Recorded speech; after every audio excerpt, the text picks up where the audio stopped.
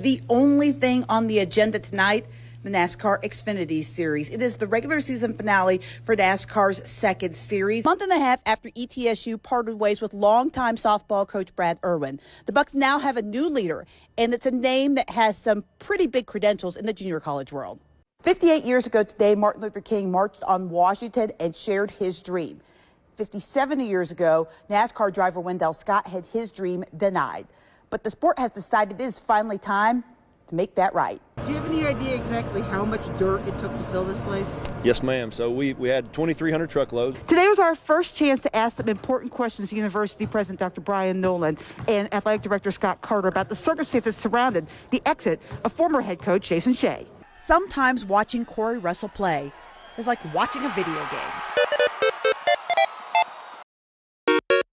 Didn't take long for the Southern Conference tournament bracket to be busted. In the first game of the tournament, the ETSU women upset number 1 seeded Samford. The thing that I really want to address is how this all played out on social media. There were a lot of rumors, a lot of name calling, a lot of people saying things that were really kind of gross. I mean, at the end of the day, I think people have to remember this is a kids game, right? I mean, I know they're not really kids, but they're high school students. It was a race and a finish that defined Bristol Motor Speedway. Didn't mean to really turn around, meant to rally his cage over. On Tuesday at the NASCAR Hall of Fame, key players in that 1999 night race relived that iconic finish. The Knoxville Holstons leading off.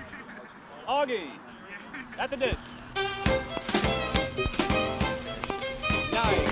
It's the history of America's pastime, live and in living color. So we're part of the Tennessee Association of Vintage Baseball. There's 11 teams across the state that play by the rules of 1864. The Holstons and the Machinists first played in Knoxville 149 years ago. They brought their rivalry to Piney Flats to help show how much the game has changed. In the 1864 game, it was a very offense-driven game. The pitcher is supposed to feed the ball to the batter, and the honor was won in the field on defensive play. The game today is going to be a more gentleman game. You'll see a lot more politeness, I think, on the field. People congratulating each other on good plays, good hits, well struck.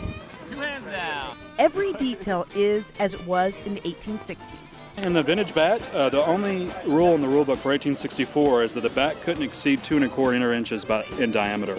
So the bat can be any length, any shape. It's going to look like the modern game of baseball, but there's a few wrinkles back to the 1864 rule book. First, it's barehanded, so we don't have gloves. And the second big rule is that we can catch the ball on the bound for an out. Bringing to life the evolution of the sport. So we hope they really get a sense that they're back in 1864 and seeing the national pastime in its infancy and how it was meant to be played. And showing just how far the game of baseball has come. Getting the facts right in Piney Flats. Heather Williams, News 5 WCYB.